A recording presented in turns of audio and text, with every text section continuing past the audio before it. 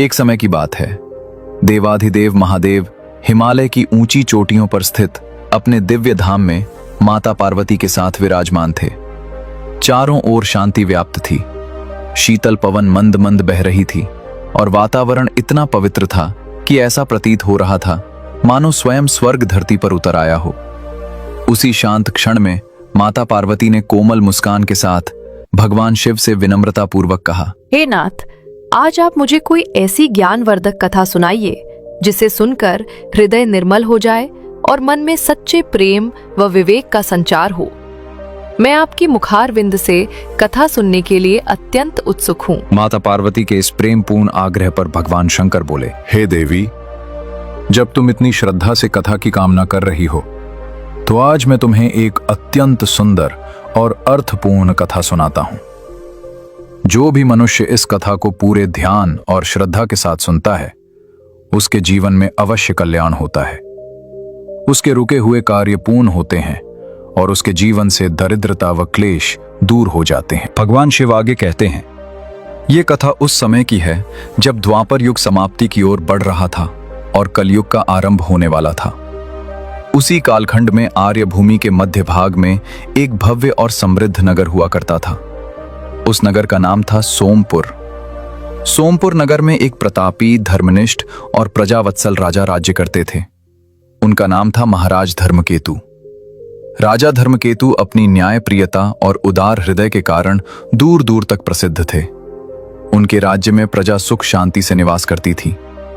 महाराज धर्मकेतु की 7 पुत्रियां थीं। 7 कन्याएं रूप, गुण और संस्कार से परिपूर्ण थीं, किंतु उनमें से सबसे छोटी पुत्री अन्य सभी से अधिक बुद्धिमान, विनम्र स्वभाव वाली और करुणामयी थी। उसका नाम था सौम्या। राजा धर्मकेतु अपनी 7 पुत्रियों से अत्यंत प्रेम करते थे। वे उनकी प्रत्येक इच्छा को पूरा करने का प्रयास करते थे।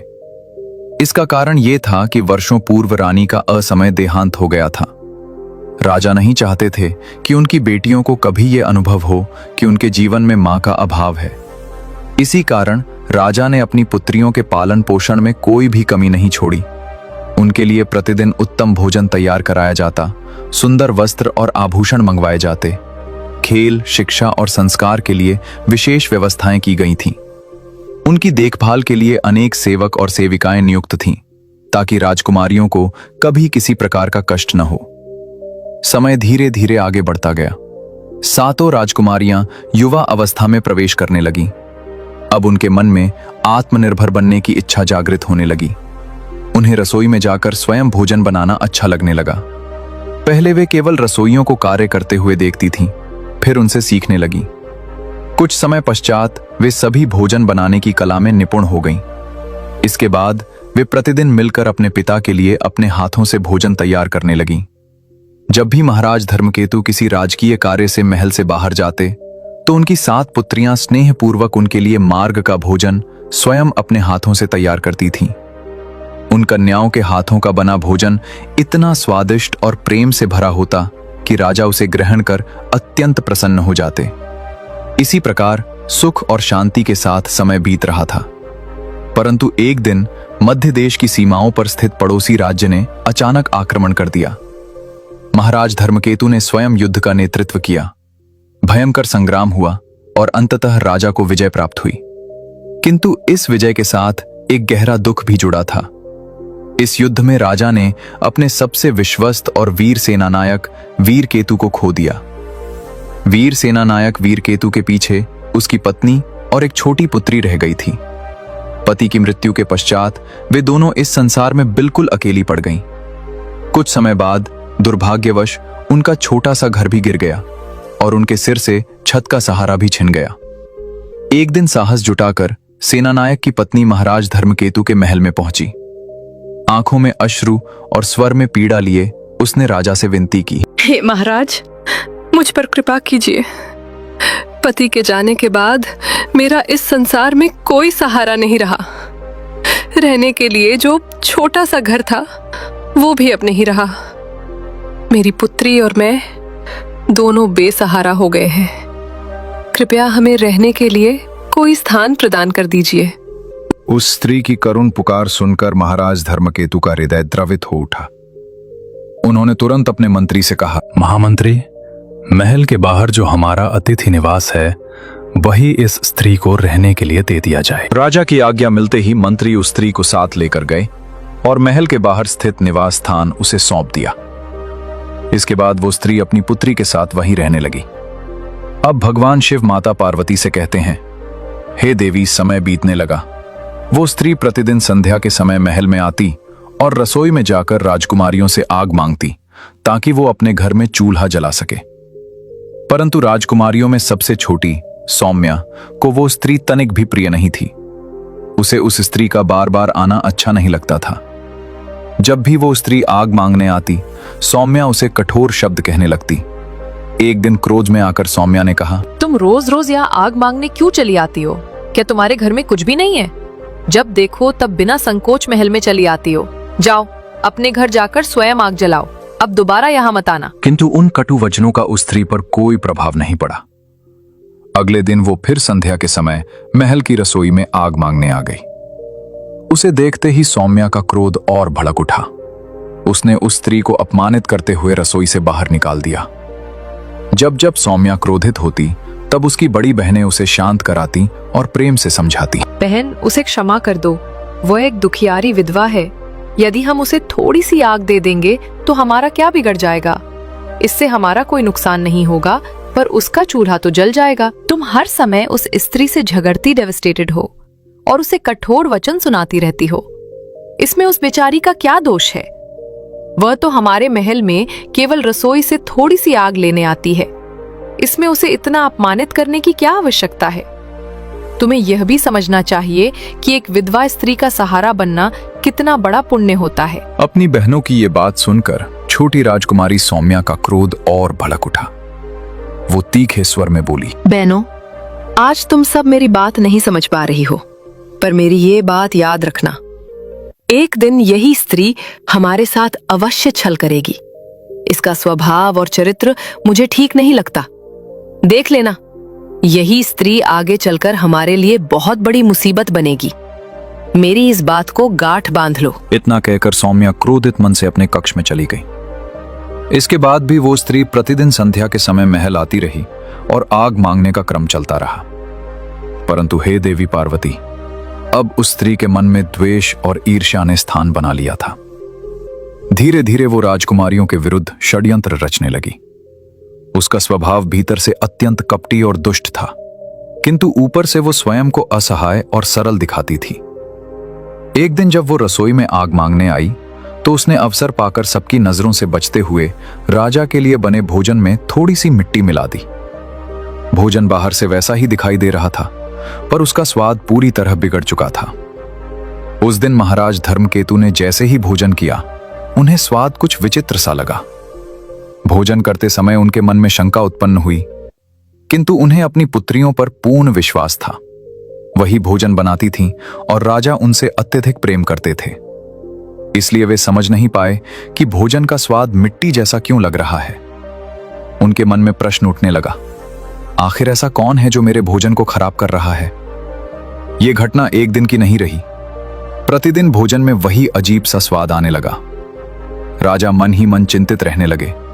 अंततः एक दिन उन्होंने निश्चय किया, अब मुझे स्वयं देखना होगा कि भोजन बनाते समय ऐसा क्या हो रहा है जिससे भोजन का स्वाद बिगड़ जाता है। ये विचार कर राजा अपने कक्ष में चले गए और मन ही मन अगले दिन की योजना बनाने लगे।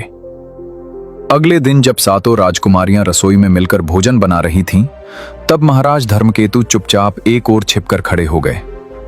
वे ध्यानपूर्वक ये देखने लगे कि आखिर उनकी प्रिय पुत्रियां भोजन बनाते समय ऐसा क्या कर रही हैं जिससे प्रतिदिन उनके भोजन का स्वाद मिट्टी जैसा हो जाता है। क्या मेरी अपनी ही पुत्रियां मुझे ऐसा भोजन खिलाकर मारना चाहती हैं? ये सोचते हुए भी उनका हृदय अपनी बेटियों पर विश्वास करने को तैयार नहीं था, क्योंकि वे उनसे अपार प्रेम करते थे। वे ये मान ही नहीं पा रहे थे कि उनकी बेटियां जानबूझकर भोजन खराब कर सकती हैं। इसी सत्य को जानने के लिए वे छिपकर सब कुछ देख रहे थे। कुछ ही समय में उन्होंने देखा कि सातों राजकुमारियां अत्यंत स्वच्छता और पूर्ण सावधानी के साथ भोजन तैयार कर रही थीं। न कोई लापरवाही, न कोई भूल। भोजन पक जाने के बाद उन्होंने उसे सुंदर ढंग से ढककर एक सुरक्षित स्थान पर रख दिया और फिर अन्य कार्यों में लगने के लिए रसोई से बाहर चली गईं। कुछ ही देर बाद सेनानायक की पत्नी आग लेने के लिए रसोई में आई। जैसे ही उसे देखा, छोटी राजकुमारी सौम्या का क्रोध फिर भड़क उठा। वो कठोर स्वर में बोली, तुम रोज यहाँ आग मांगने क्यों चली आती हो? मैंने तुम्हें कितनी बार समझाया है कि यहाँ मत आया करो, लेकिन तुम मेरी एक भी बात नहीं सुनती। सौम्या की ऊंची आवाज सुनकर उसकी बड़ी बहनें तुरंत वहां आ गईं। उन्होंने उसे शांत करते हुए कहा, बहन, उसे छोड़ दो, ये तो उसकी रोज की आदत है। तुम व्यर्थ ही क्रोध करती हो, हम तुम्हें पहले भी समझा चुके हैं। इसके बाद वो स्त्री चुपचाप आग लेकर जाने लगी, लेकिन जाते जाते उसने सबकी नजरों से बचकर राजा के लिए बने पूरे भोजन में मिट्टी मिला दी। पल भर में उसने सारा भोजन खराब कर दिया और बिना किसी को भनक लगे वहां से चली गई। ये सब राजा अपनी आंखों से देख रहे थे। अब उन्हें पूर्ण विश्वास हो गया था कि उनकी बेटियां निर्दोष हैं और वास्तविक अपराधी कोई और है। उनकी आंखों में क्रोध की ज्वाला जल उठी, परंतु उन्होंने उसी क्षण कुछ नहीं कहा। अगले दिन जैसे ही प्रातःकाल हुआ, महाराज धर्मकेतु अपने दरबार में पहुंचे।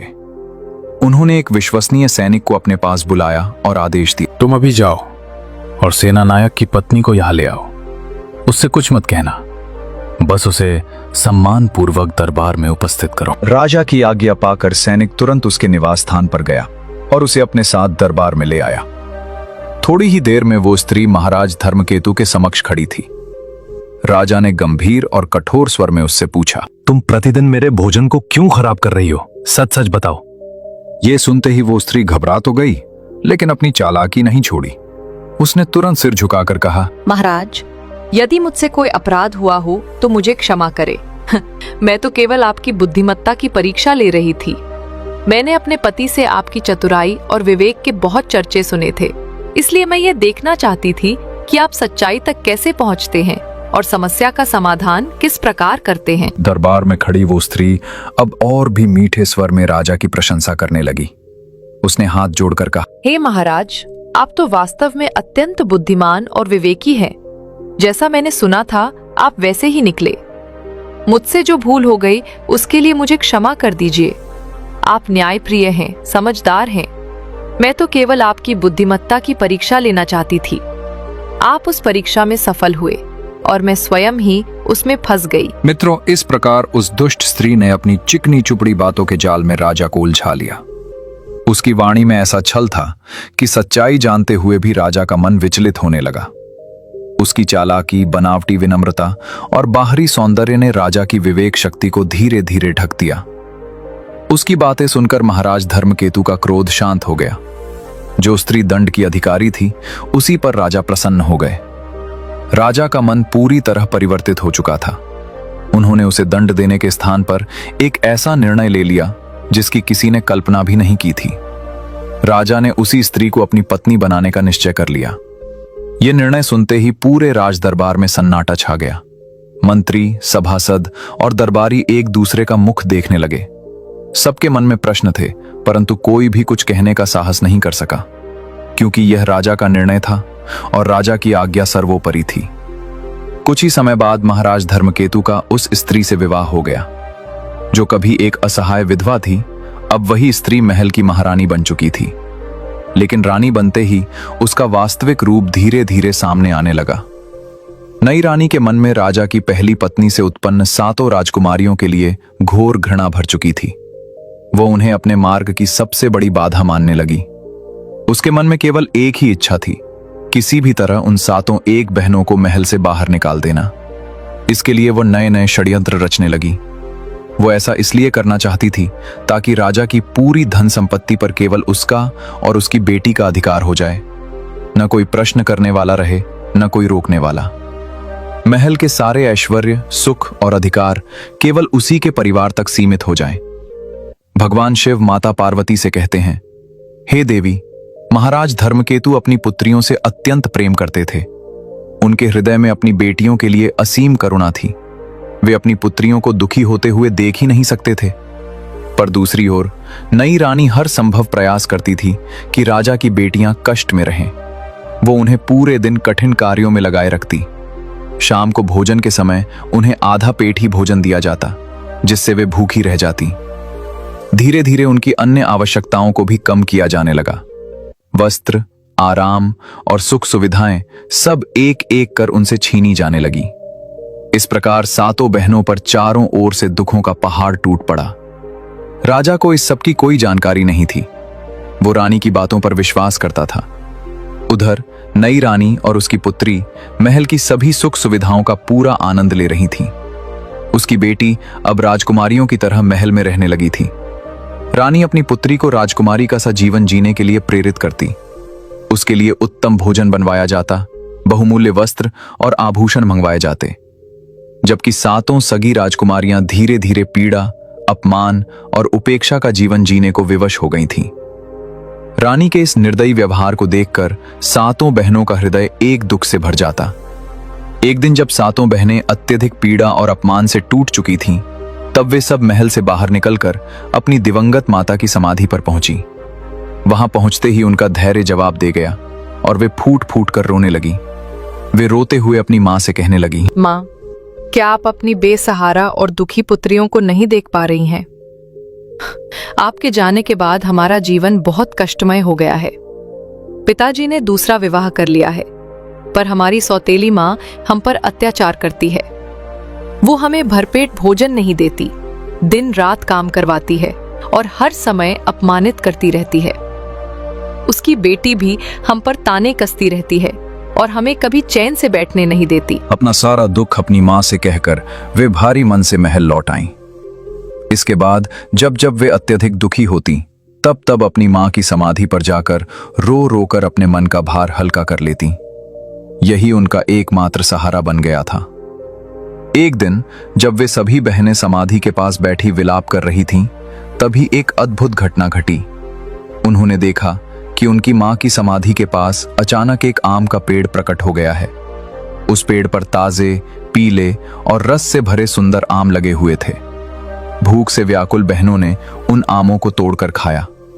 मीठे फलों ने उनकी भूख भी शांत कर दी और मन को भी थोड़ी शांति मिली। उन्होंने मन ही मन अपनी मां को धन्यवाद दिया और फिर महल लौट आईं। अब जब भी सौतेली मां उन्हें भोजन नहीं देती, तब वे चुपचाप समाधि के पास जाकर आम खाकर अपनी भूख मिटा लेती।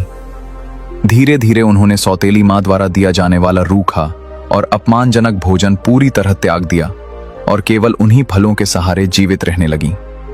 मित्रों, वो आम का पेड़ कोई साधारण पेड़ नहीं था। वो एक चमत्कारी पेड़ था।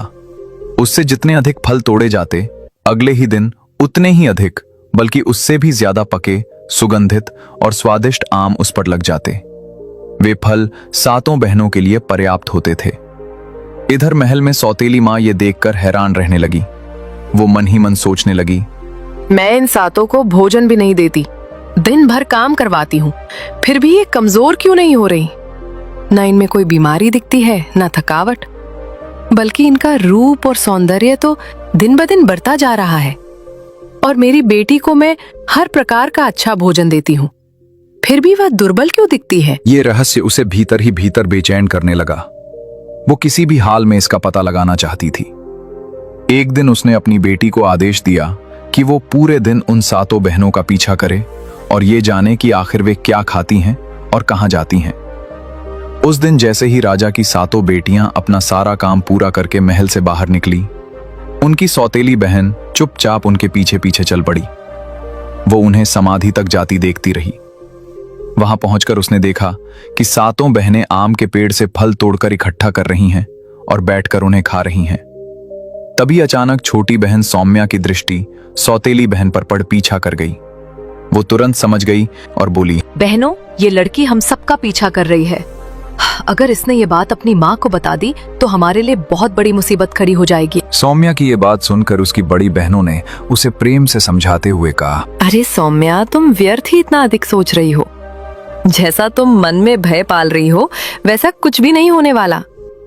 ये लड़की तो हमें बहुत सरल और सीधी लगती है। भला ये अपनी माँ से हमारे बारे में क्यों कहेगी? और कह भी दे तो उसे क्या लाभ मिलेगा? इसकी माँ हमें कष्ट देती है, इसमें इस बच्ची का क्या दोष है? इतना कहकर बड़ी बहनों ने उस सौतेली बहन को अपने पास बुला लिया और स्नेहपूर्वक उसे भी खाने के लिए कुछ आम के थल दे दिए। वो बालिका आम खाकर प्रसन्न मन से महल लौट आई। महल पहुंचते ही वो अपनी माँ के पास गई और उत्साह से सारी बात बताने लगी। माँ, राजा की 7 बेटियां रोज महल से बाहर जाती हैं। वे अपनी माँ की समाधि के पास जाती हैं। वहाँ एक अद्भुत आम का पेड़ है। वे सभी उसी पेड़ से आम तोड़कर खाती हैं। मैंने अपने जीवन में ऐसा पेड़ कभी नहीं देखा। जितने अधिक फल तोड़ो, अगले दिन उससे भी अधिक फल उस पेड़ पर लग जाते हैं। आम देखने में भी बहुत सुंदर होते हैं और स्वाद में तो अत्यंत मीठे हैं। मित्रों, अपनी बेटी के मुख से ये सब सुनते ही रानी के भीतर ईर्ष्या और क्रोध की ज्वाला भड़क उठी। उसका चेहरा तमतमा गया। वो मन ही मन सोचने लगी, अब मैं किसी भी कीमत पर इन 7 को उस पेड़ तक नहीं जाने दूंगी। यही पेड़ इनकी शक्ति बना हुआ है। अगले ही दिन रानी ने एक और षड्यंत्र रचा। वो जानबूझकर पूरे दिन अपने कक्ष से बाहर नहीं निकली। जब ये बात महाराज धर्मकेतु तक पहुंची तो वे व्याकुल हो उठे और स्वयं रानी के कक्ष में जा पहुंचे। राजा ने चिंता भरे स्वर में पूछा, महारानी, तुम आज इतनी उदास क्यों हो? क्या कोई कष्ट है? अपनी मन की बात मुझे बताओ। रानी ने कहा, महाराज, मेरे पेट में असहनीय पीड़ा हो रही है। ऐसा लगता है जैसे ये दर्द मेरी प्राण ही ले लेगा। मैंने राजवैद्य से परामर्श लिया है। उन्होंने बताया है कि यदि आम के पेड़ की जड़ को जल में उबालकर उसका काढ़ा पिया जाए तो ये पीड़ा शांत हो सकती है। फिर उसने बड़ी चालाकी से आगे कहा, महाराज, वो आम का पेड़ आपकी पहली पत्नी की समाधि के पास ही है। यदि आप आज्ञा दें तो सैनिक उसकी जड़ें ले आएं, जिससे मेरा उपचार हो सके। मित्रों, रानी की बात सुनते ही राजा एक क्षण भी नहीं रुके।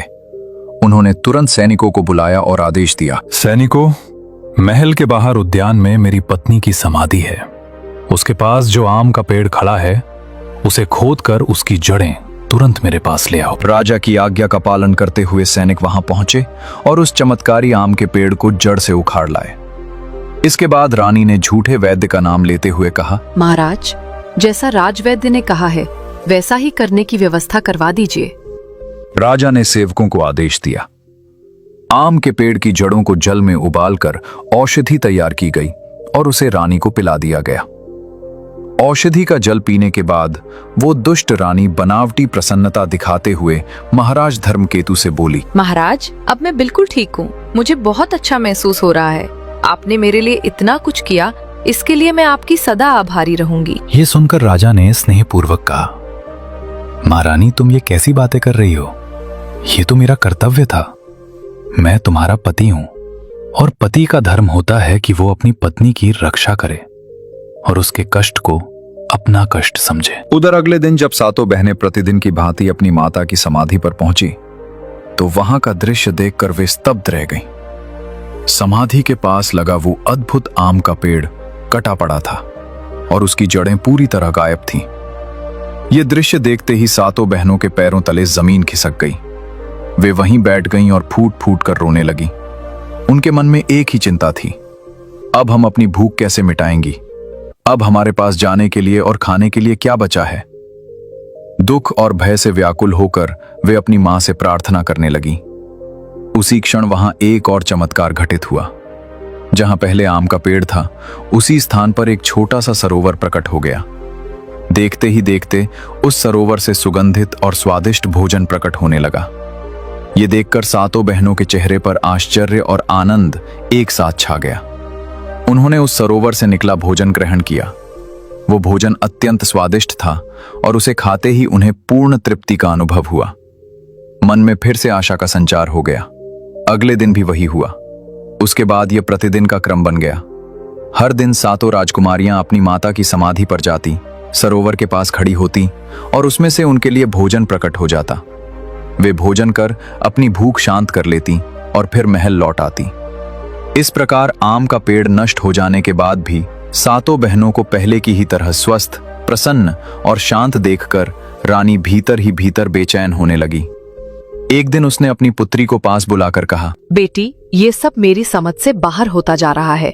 मैंने उस आम के पेड़ को नष्ट करवा दिया, फिर भी वे 7 राजकुमारियां प्रसन्न रहती हैं। उन्हें किसी प्रकार की चिंता क्यों नहीं है? वे आखिर खाती क्या हैं?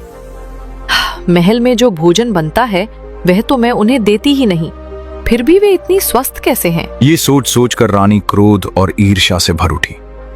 उसने अपनी बेटी को फिर से आदेश दिया, तुम चुपचाप उनका पीछा करो और पता लगाओ कि उनकी इस खुशी और स्वास्थ्य का रहस्य क्या है। मां की आज्ञा मानकर उसकी बेटी छुप छुप कर सातों बहनों के पीछे चल पड़ी। जब सातों बहनें समाधि के पास पहुंची तो वे सरोवर से निकले भोजन को लेकर वहीं भूमि पर बैठकर खाने लगी। तभी अचानक छोटी बहन सौम्या की दृष्टि सौतेली बहन पर पड़ गई। वो छुपकर उन पर नजर रख रही थी। सौम्या तुरंत समझ गई कि वो फिर से जासूसी करने आई है। उसने घबराकर अपनी बहनों से कहा, बहनों, देखो ये लड़की फिर यहाँ आ गई है और हम पर नजर रख रही है। चलो जल्दी से इस सरोवर को ढक देते हैं ताकि वह इसे देख ना सके। अगर इसने ये रहस्य अपनी माँ को बता दिया तो वो फिर कोई नया षड्यंत्र रचेगी और हमें और अधिक कष्ट देगी। सौम्या की ये बात सुनकर उसकी बड़ी बहनों ने एक बार फिर उसे स्नेह से समझाया। वे बोली, सौम्या, तुम व्यर्थ ही इतना चिंतित हो रही हो। तुम उस बेचारी बच्ची पर बिना कारण संदेह कर रही हो। वो अभी बहुत छोटी है, भला वो ऐसा क्यों करेगी? इतना कहकर सभी बहनों ने अपनी सौतेली बहन को अपने पास बुला लिया और प्रेम पूर्वक उसे भी उस सरोवर से निकला स्वादिष्ट भोजन दे दिया। मित्रों, सौम्या को छोड़कर राजा धर्मकेतु की शेष 6 पुत्रियां अत्यंत भोली, सरल और निष्कपट स्वभाव की थीं। उन्हें अपनी सौतेली मां की चालों और षड्यंत्रों का तनिक भी आभास नहीं था। इसी कारण जब भी सौम्या उन्हें किसी अनहोनी की आशंका बताती तो वे उसकी बातों को गंभीरता से नहीं लेती। वे यही सोचती कि वो अभी छोटी है, इसलिए हर किसी पर संदेह कर लेती है। उधर जब सौतेली मां को अपनी बेटी के माध्यम से ये पता चला कि सातों राजकुमारियां अब भी किसी रहस्यमय माध्यम से भोजन कर रही हैं, तो वो क्रोध से तिलमिला उठी। उसका धैर्य पूरी तरह समाप्त हो चुका था। उसने तुरंत अपनी दासी को बुलाया और कठोर स्वर में आदेश दिया, जाओ अभी सैनिकों को मेरे पास लेकर आओ। रानी की आज्ञा पाकर दासी तुरंत सैनिकों को बुला लाई। फिर रानी ने सैनिकों से कहा, तुम लोग इसी क्षण पहली रानी की समाधि को नष्ट कर दो और उसके पास जो सरोवर बना है उसे मिट्टी और पत्थरों से भर दो। उस निर्दयी रानी की आज्ञा सुनकर सैनिक महल से बाहर गए और बिना किसी दया के पहली रानी की समाधि को तोड़ डाला। उसके पास बने सरोवर को कंकड़, पत्थर और मिट्टी से भर दिया गया। अगले दिन जब सातों राजकुमारियां उद्यान में पहुंची तो वहां का दृश्य देखकर उनके प्राण सूख गए। न समाधि थी न सरोवर, सब कुछ नष्ट हो चुका था। ये देखकर वे सातों वहीं बैठ गईं और करुण स्वर में विलाप करने लगी। उनका हृदय टूट चुका था। अब उनके पास न भोजन का कोई सहारा था और न ही अपनी पीड़ा कहने का कोई स्थान। वे सोचने लगी, अब हम कैसे जीवित रहेंगी, कहां जाएंगी, क्या खाएंगी? इस विचार ने उन्हें भीतर तक तोड़ दिया। अब भगवान शिव माता पार्वती से आगे कहते हैं, हे देवी, इतना सब कुछ करने के बाद भी वो दुष्ट रानी संतुष्ट नहीं हुई। उसका द्वेष और अधिक बढ़ता चला गया। कुछ दिनों बाद उसने फिर से बीमारी का बहाना बनाया और पूरे दिन अपने कक्ष से बाहर नहीं निकली। जब ये बात दासी के द्वारा महाराज धर्मकेतु तक पहुंची तो राजा चिंतित हो उठे। उन्होंने सोचा, चलकर महारानी की बीमारी का कारण जानना चाहिए। ये विचार कर राजा स्वयं रानी के कक्ष में पहुंचे और उसे देखकर बोले, महारानी, आप चिंता मत कीजिए, मैं आपकी बीमारी का अवश्य उपचार करवाऊंगा।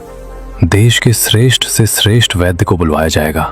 आप शीघ्र ही ठीक हो जाएंगी। मित्रों, राजा को इस बात का तनिक भी आभास नहीं था कि रानी वास्तव में बीमार नहीं है। यह भी एक नया षड्यंत्र था जिसका उद्देश्य राजकुमारियों को महल से बाहर निकलवाना था। राजा की यह बात सुनकर रानी ने बनावटी कमजोरी दिखाते हुए कहा, ए महाराज, आपको इतना कष्ट करने की आवश्यकता नहीं है। आप बस मेरे लिए एक छोटा सा कार्य कर दीजिए, मैं स्वयं ठीक हो जाऊंगी। रानी की यह बात सुनकर महाराज धर्मकेतु का हृदय कांप उठा।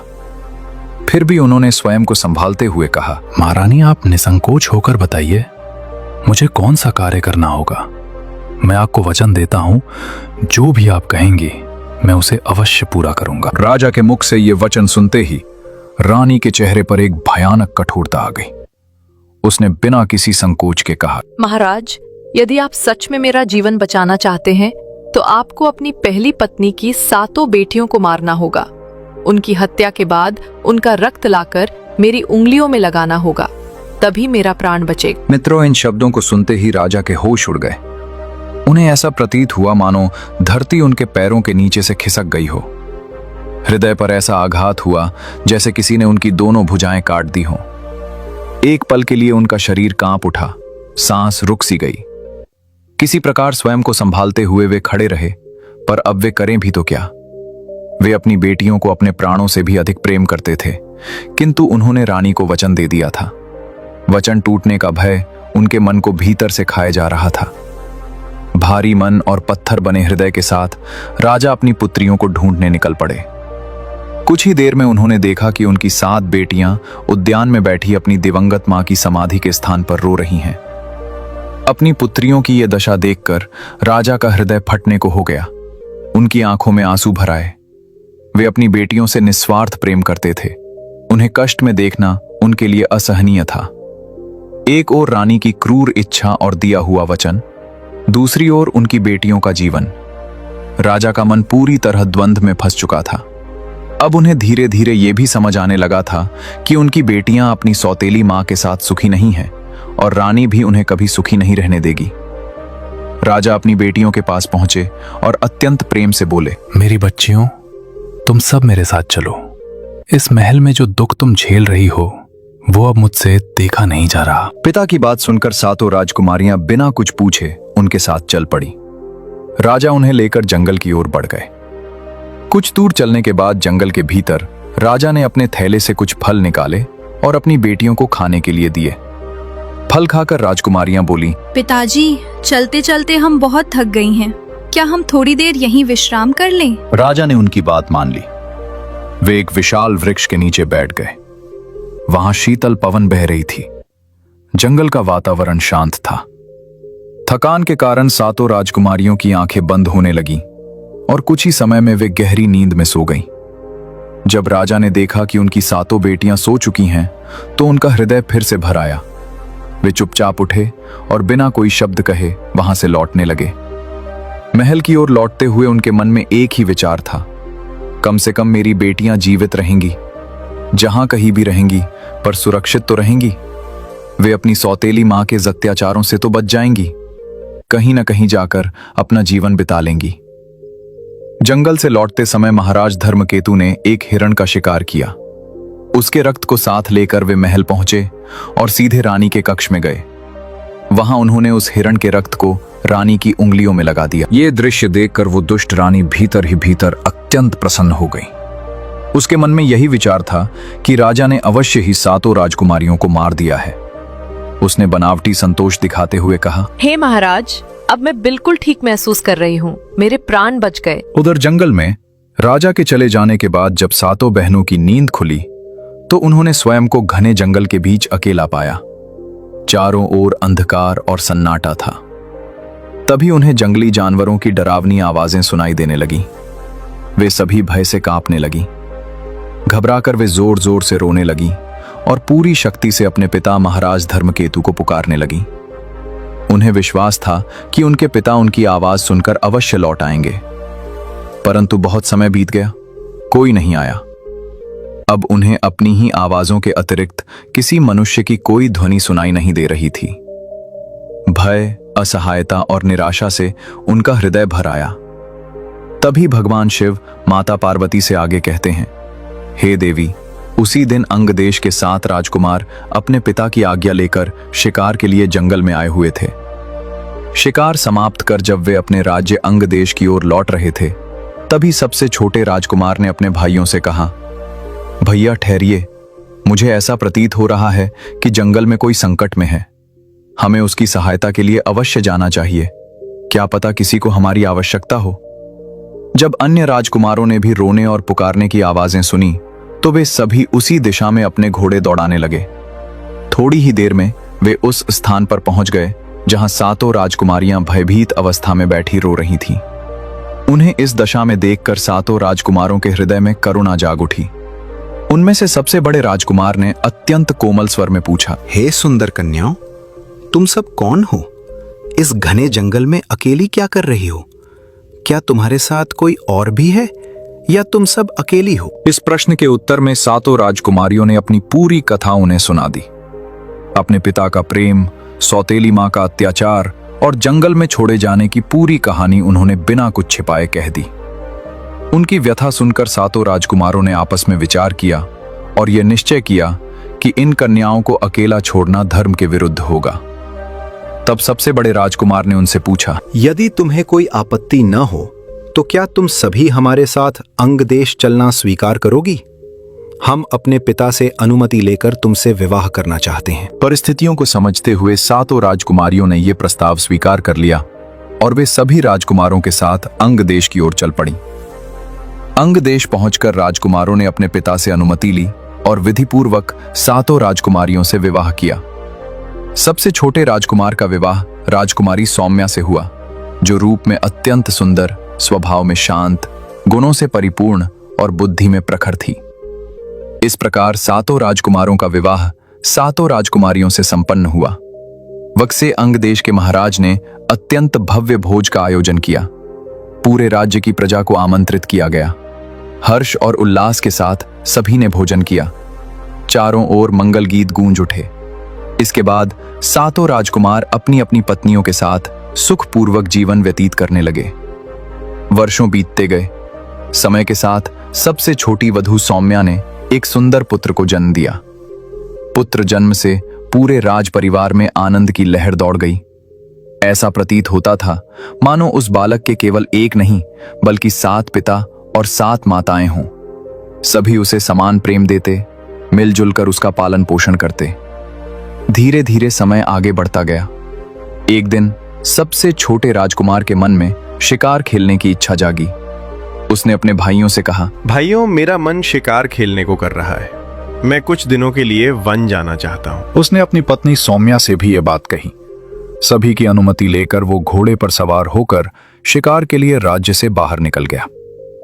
परंतु कई दिन बीत गए, वो लौटकर नहीं आया। दिन पर दिन समय गुजरता गया, लेकिन न कोई समाचार मिला, न उसका कोई संकेत। इससे पूरे महल में चिंता फैल गई।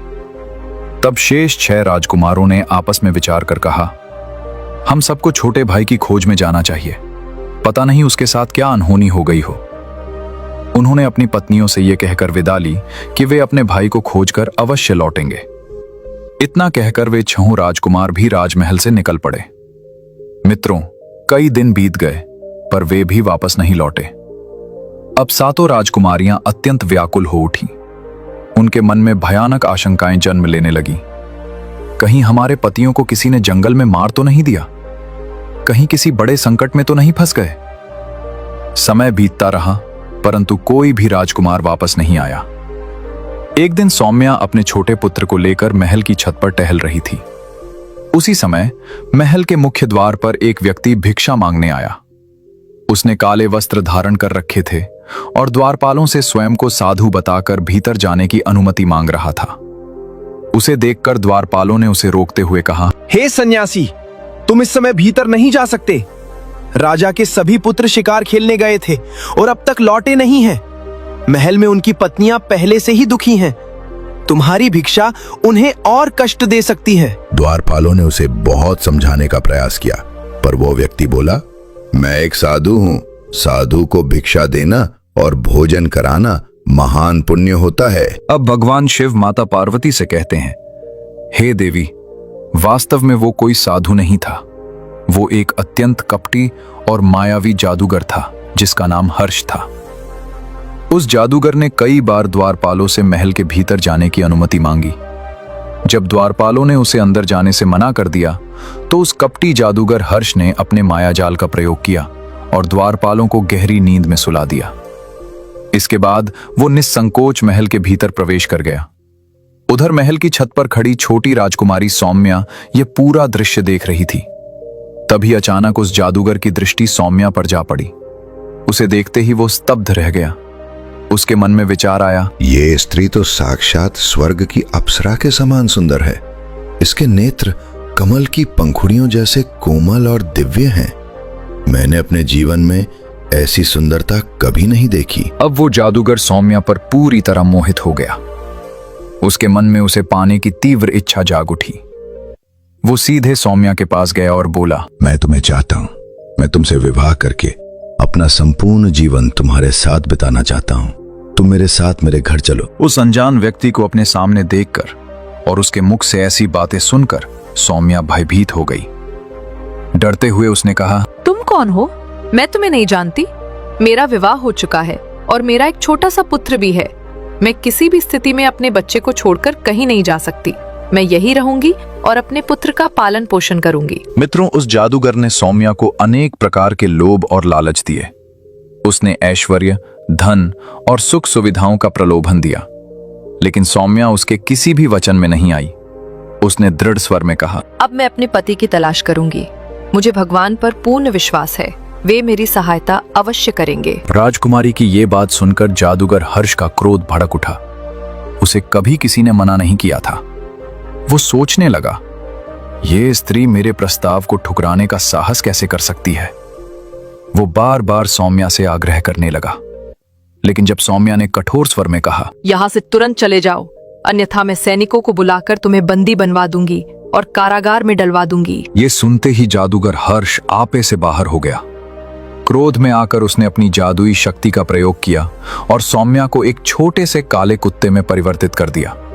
वो हंसते हुए बोला, यदि तुम अपनी इच्छा से मेरे साथ नहीं चलोगी तो मेरी जादू की शक्ति से मेरे साथ चलोगी। क्षण भर में राजकुमारी सौम्या एक कुत्ते के रूप में बदल चुकी थी। अब वो कर भी क्या सकती थी? उसके पास न शक्ति थी न वाणी, जिससे वो अपनी बहनों को बता सके कि उसके साथ क्या अनर्थ हुआ है। विवश होकर अपनी पीड़ा और अपमान को हृदय में छिपाए वो एक कुत्ते के रूप में जादूगर के इशारों पर चलने को मजबूर हो गई। फिर वो जादूगर हर्ष राजकुमारी सौम्या को कुत्ते के रूप में अपने साथ लेकर महल से बाहर जाने लगा। जैसे ही वो महल के मुख्य द्वार पर पहुंचा, द्वारपालों ने उसे रोककर पूछा, हे सन्यासी, ये काला कुत्ता तुम कहां से लाए हो? जादूगर ने बड़ी चालाकी से उत्तर दिया, ये कुत्ता मुझे राजकुमारियों ने उपहार स्वरूप दिया है। ये सुनकर द्वारपालों ने उससे आगे कुछ नहीं पूछा और उसे महल से बाहर जाने की अनुमति दे दी। कुछ समय बाद जब राजकुमारियों ने शिशु के रोने की आवाज सुनी तो वे घबराकर दौड़ती हुई सौम्या के कक्ष में पहुंची। वहां पहुंचकर उन्होंने देखा कि कक्ष पूरी तरह खाली था। न सौम्या थी और न कोई संकेत। उन्होंने पूरा महल छान मारा, पर सौम्या कहीं दिखाई नहीं दी। अंत में उन्होंने द्वारपालों को बुलाकर पूछा, क्या तुमने हमारी छोटी बहन को महल से बाहर जाते हुए देखा है? द्वारपालों ने उत्तर दिया, नहीं महारानियों, छोटी राजकुमारी महल से बाहर नहीं गई, लेकिन कुछ समय पहले एक सन्यासी महल से बाहर गया था। उसके साथ एक काला कुत्ता भी था। ये सुनते ही राजकुमारियों का हृदय कांप उठा। वे तुरंत समझ गईं कि अवश्य ही सौम्या के साथ कोई भयानक षड्यंत्र रचा गया है। वो बेचारी कुछ कर भी तो नहीं सकती थी। दुखी मन से सातों बहनों ने सौम्या के पुत्र को ही अपना सहारा बना लिया। वे सब मिलकर उसका पालन पोषण करने लगी। उसे मां और पिता दोनों का स्नेह देने का प्रयास करने लगी। समय बीतता गया और वो बालक धीरे धीरे बड़ा होने लगा। जब वो 16 वर्ष का हुआ तो एक दिन उसने अपनी मौसियों से प्रश्न किया, माँ, हमारे पिताजी कहाँ हैं और मेरे ताऊ कहाँ गए? उसके प्रश्न पर सबसे बड़ी राजकुमारी की आंखें भर आईं। उसने गहरी सांस लेकर उसे पूरी कथा सुना दी। उसके पिता, उसके ताऊ, उसकी माता सौम्या और उनके साथ हुए अन्याय की सारी कहानी। ये सब सुनकर राजकुमार का हृदय दुख से भर गया। उसके भीतर एक तीव्र ज्वाला जाग उठी। उसी क्षण उसने मन ही मन दृढ़ संकल्प कर लिया, मेरे माता पिता और ताऊ चाहे संसार के किसी भी कोने में हों, मैं उन्हें खोजकर अवश्य लाऊंगा। ये कहकर वो महल से जाने लगा। तभी राजकुमारियों ने उसे रोकते हुए कहा, बेटा कहीं मत जाओ, जिन्हें जाना था वे सब चले गए। हमने अपने पति और अपनी बहन को खो दिया है, अब कहीं हम तुम्हें भी ना खो दें। यदि तुम भी चले गए तो हम किसके सहारे जिएंगे? उनकी बात सुनकर उस वीर युवक ने विनम्र स्वर में कहा, मौसी, मुझे मत रोकिए, ये मेरा धर्म है। मैंने संकल्प लिया है कि मैं अपने माता पिता और ताऊ को ढूंढ कर वापस लाऊंगा। इतना कहकर उसने अपनी सभी मौसियों के चरण स्पर्श किए, उनका आशीर्वाद लिया और अपनी यात्रा पर निकल पड़ा। मित्रों, वो कई महीनों तक भटकता रहा। नगर, वन, पर्वत और निर्जन स्थान उसने सब देख डाले। कई बार निराशा आई, पर उसने कभी हिम्मत नहीं हारी। अपने परिवार की खोज का संकल्प उसे आगे बढ़ाता रहा। चलते चलते एक दिन वो एक ऐसे विचित्र देश में पहुंच गया जहां चारों ओर केवल पत्थर ही पत्थर थे। उस पत्थरों के देश में चारों ओर कठोर और ऊंची ऊंची इमारतें खड़ी थीं। वे इमारतें इतनी भयावह थीं कि उन्हें देखकर किसी का भी हृदय कांप उठे। उन्हीं विशाल पत्थर की इमारतों के एक कोने में एक छोटा सा कच्चा मकान था, जिसमें एक साधारण माली अपनी पत्नी के साथ रहता था। जब वो युवक उन इमारतों को विस्मय से देख रहा था, तभी माली की पत्नी की दृष्टि उस पर पड़ गई। वो घबराकर दौड़ती हुई घर से बाहर आई और बोली, अरे बच्चे, तुम कौन हो और इस भयानक स्थान पर आने का साहस कैसे कर लिया? क्या तुम्हें अपने प्राणों का भय नहीं है? उस युवक ने हाथ जोड़कर कहा, माँ, मैं एक राजकुमार हूँ। मैं यहाँ अपने माता पिता और अपने ताऊ को खोजने आया हूँ। एक दुष्ट जादूगर ने मेरी माँ को अपने जादू से कुत्ते में बदल दिया और उन्हें यहाँ ले आया है। ये सुनते ही माली की पत्नी का चेहरा पीला पड़ गया। वो बोली, बेटा, तुम जिस स्थान पर खड़े हो, ये उसी दुष्ट जादूगर का राज्य है। उसका नाम हर्ष है। उसके पास असीम काली शक्तियां हैं। जो भी उसकी आज्ञा का उल्लंघन करता है या उसका अपमान करता है, वह उसे पत्थर या वृक्ष में बदल देता है। उसने चारों ओर इशारा करते हुए कहा, तुम यहाँ जो पेड़ और पत्थर देख रहे हो, वे सभी कभी जीवित मनुष्य थे। इन्हें हमारे स्वामी जादूगर हर्ष ने अपने माया जाल से इस रूप में बदल दिया है। फिर वह भारी स्वर में बोली, कुछ समय पहले यहाँ एक राजा आया था।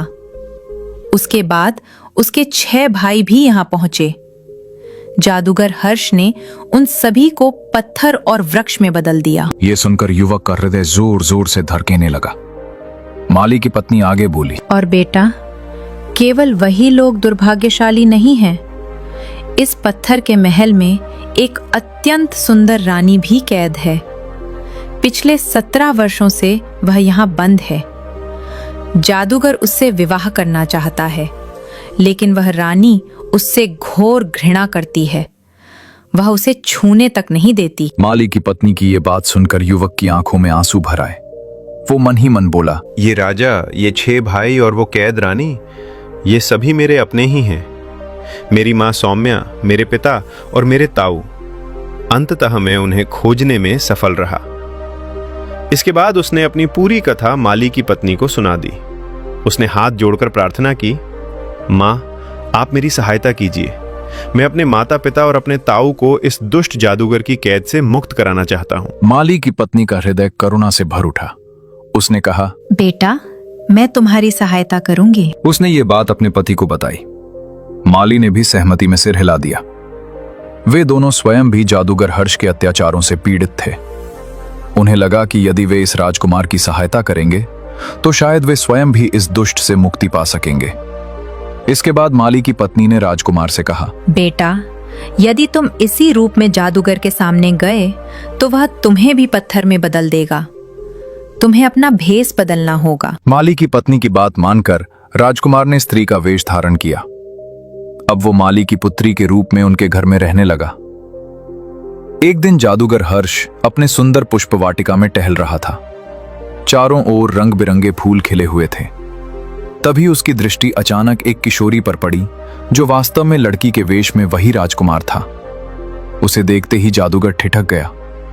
उसने तुरंत माली की पत्नी को बुलाया और पूछा, ये लड़की कौन है? माली की पत्नी ने विनम्रता से सिर झुकाकर कहा, मालिक, ये मेरी ही पुत्री है। इस प्रकार पहली बार जादूगर और राजकुमार आमने सामने आए, पर जादूगर ये पहचान नहीं सका कि उसके सामने एक राजकुमार खड़ा है। लड़की के वेश में खड़े राजकुमार को देखकर जादूगर बोला, तुम बहुत ही सुंदर हो। कल तुम मेरी ओर से एक उपहार लेकर उस पत्थर के महल में जाना। वहां एक सुंदर स्त्री रहती है। उसे ये उपहार देना और कहना कि ये जादूगर हर्ष ने भेजा है। मित्रों, ये सुनकर राजकुमार के मन में अपार खुशी उमड़ पड़ी। उसके हृदय में एक ही विचार गूंज रहा था, कल मुझे अपनी मां से मिलने का अवसर मिलेगा। इसके बाद माली की पत्नी और वो दोनों अपने घर वापस से आ गए और मिलकर विचार किया और यह निश्चय किया कि फिलहाल वो इसी भेष में रहेगा, क्योंकि इस रूप में उसे कोई पहचान नहीं सकता। उचित अवसर आने पर वो अपनी मां को अपना परिचय देगा। मित्रों, जब सौम्या ने अपने पुत्र को जन्म दिया था, तब उसने अपने हाथों से उसके गले में एक हार पहनाया था। वो हार आज भी राजकुमार के गले में था। माली की पत्नी की दृष्टि जब उस हार पर पड़ी तो उसने कहा, राजकुमार, जब जादूगर तुम्हें उपहार दे तब उसी उपहार में ये हार छुपा देना। इसे देखकर तुम्हारी मां तुम्हें तुरंत पहचान लेंगी। फिर वो गंभीर स्वर में बोली, पर ध्यान रखना बेटा, ये कार्य अत्यंत जोखिम भरा है। महल में एक सैनिक हमेशा रानी सौम्या पर नजर रखता है। तुम्हें बहुत सावधानी से हर कदम रखना होगा। अगले दिन जादूगर फूलों का एक सुंदर गुलदस्ता लेकर आया और लड़की बने राजकुमार से बोला, ये गुलदस्ता उस स्त्री को मेरी ओर से दे आना। आज राजकुमार को अपनी मां तक पहुंचने का पहला वास्तविक अवसर मिला था। अब वो प्रतिदिन जादूगर की ओर से फूलों का गुलदस्ता लेकर रानी सौम्या के कक्ष में जाने लगा। जादूगर की एक दासी प्रायः उस कक्ष में रहती थी, इसलिए राजकुमार को अवसर नहीं मिल पा रहा था। परंतु एक दिन विधि ने उसका साथ दिया। उस दिन संयोगवश कक्ष में रानी सौम्या के अतिरिक्त कोई और नहीं था। यह अवसर पाकर राजकुमार का हृदय जोर जोर से धड़कने लगा। उसने धीरे से अपने गले से वह हार उतारा, उसे फूलों के गुलदस्ते में बांधा और चुपचाप गुलदस्ता अपनी मां के पास रख दिया। फिर वह उनके समीप बैठ गया, बिना कुछ बोले। कुछ देर बाद सौम्या की दृष्टि उस गुलदस्ते पर पड़ी। जैसे ही उसकी नजर फूलों के बीच बंधे उस हार पर गई, उसका हृदय जोर से धड़क उठा। वो उस हार को भली भांति पहचानती थी, वही हार जो उसने अपने पुत्र के जन्म के समय अपने हाथों से उसके गले में पहनाया था। वो घबराकर इधर उधर देखने लगी। उसका मन व्याकुल हो उठा। मेरा पुत्र यहां कहीं पास ही है, वह मन ही मन सोचने लगी। अपनी मां को इस प्रकार व्याकुल देखकर लड़की के वेश में खड़ा राजकुमार अब और स्वयं को रोक न सका। उसने धीरे से अपनी सच्चाई प्रकट कर दी और कहा, मां, मैं ही आपका पुत्र हूं। यह सुनते ही सौम्या की आंखों से अश्रुधारा बह निकली। उसने तुरंत अपने पुत्र को हृदय से लगा लिया और फूट फूट कर रोने लगी। वर्षों का विरह, पीड़ा और पीठ पर ढोया हुआ दुख एक साथ बाहर आ गया। कुछ देर बाद स्वयं को संभालते हुए राजकुमार बोला, मां, आखिरकार मैं आपको, पिताजी को और ताऊजी को खोज ही लाया हूं। मैं आप सभी को उस दुष्ट जादूगर की कैद से मुक्त कराने आया हूं। सौम्या ने अपने पुत्र के सिर पर हाथ फेरते हुए कहा, बेटा, इस जादूगर ने हमें कई वर्षों से यहाँ बंद कर रखा है। इस पत्थर के महल के सभी द्वार उसने बंद कर दिए हैं। वह मुझसे विवाह करना चाहता है, लेकिन मैंने उसे हमेशा अस्वीकार किया है। तब राजकुमार ने गंभीर स्वर में कहा, मां, इतने वर्षों तक आपने उससे केवल कठोरता और क्रोध से बात की है। अब हमें अपनी नीति बदलनी होगी।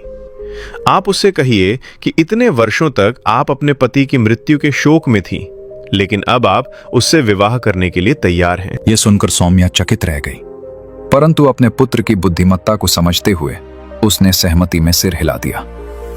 दोनों मां बेटे बैठकर योजना बनाने लगे। राजकुमार ने कहा, मां, जब आप उससे प्रेम और अपनत्व से बात करेंगी, तब हमें उसकी सबसे बड़ी कमजोरी का पता चल सकेगा। जब तक हमें यह नहीं पता चलेगा कि उसकी शक्ति का स्रोत क्या है, तब तक हम उसे पराजित नहीं कर सकते। सौम्या ने अपने पुत्र की बात मान ली। अगले ही दिन उसने जादूगर हर्ष के लिए संदेश भिजवा दिया, जैसा उसके पुत्र ने सुझाया था। संदेश मिलते ही हर्ष प्रसन्नता से दौड़ता हुआ आया। उसकी आंखों में लालच और अहंकार साफ झलक रहा था। वो सौम्या से बोला, क्या अब तुम मेरे साथ विवाह करने को तैयार हो? चलो, मेरे महल में चलो। सौम्या ने शांत और कोमल स्वर में उत्तर दिया, विवाह से पहले हमें एक दूसरे को ठीक से समझना चाहिए। इतने वर्षों बाद मेरा मन बदला है, इसलिए मुझे थोड़ा समय दीजिए। फिर उसने सहज भाव से पूछा, क्या आप अमर हैं? क्या आपको कभी मृत्यु नहीं आ सकती? क्या आपकी शक्ति इतनी महान है कि कोई भी आपको मार नहीं सकता? सौम्या के प्रश्न सुनकर जादूगर ठिठक गया। उसने आश्चर्य से पूछा, तुम ये सब क्यों पूछ रही हो? तब सौम्या ने दृढ़ स्वर में कहा, यदि आप मुझसे विवाह करना चाहते हैं तो आपको मेरे प्रश्नों का उत्तर देना ही होगा। मुझे आपके बारे में सब कुछ जानने का अधिकार है। सौम्या ने अत्यंत कोमल स्वर में कहा, क्योंकि आगे चलकर मैं आपकी पत्नी बनने वाली हूं।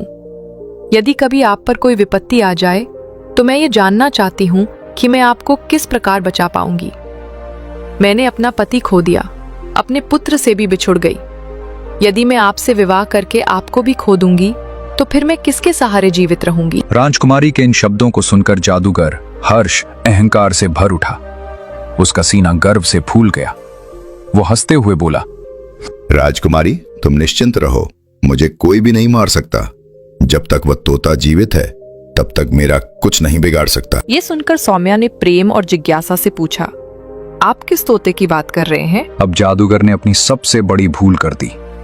उसने सारा रहस्य खोल दिया। वो बोला, यहाँ से पूर्व दिशा में 20 कोस दूर एक घना और विशाल जंगल है। उस जंगल के बीचों बीच एक बहुत बड़ा वृक्ष है। उस वृक्ष की खोखुल में एक पिंजरा रखा है और उसमें एक तोता रहता है।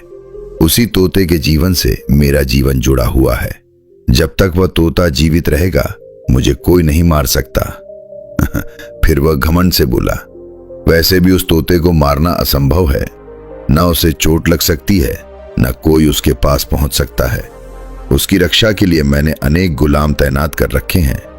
जो भी मेरे अलावा उस स्थान तक पहुंचने का प्रयास करता है उसे वहीं मार दिया जाता है। इतना कहकर वो जादूगर अपने महल में चला गया। अगले दिन जब राजकुमार अपनी मां के पास आया तो सौम्या ने सारी बात उसे बता दी। लेकिन जैसे ही उसे ये आभास हुआ कि उसके पुत्र के प्राण संकट में पड़ सकते हैं, उसका हृदय कांप उठा। वो तुरंत बोली, बेटा, तुम वहां मत जाना। वो स्थान अत्यंत खतरनाक है। कोई भी मां अपने पुत्र को मृत्यु के मुंह में नहीं भेज सकती। अब भगवान शिव माता पार्वती से कहते हैं, हे देवी, वो राजकुमार अत्यंत धैर्यवान और बुद्धिमान था।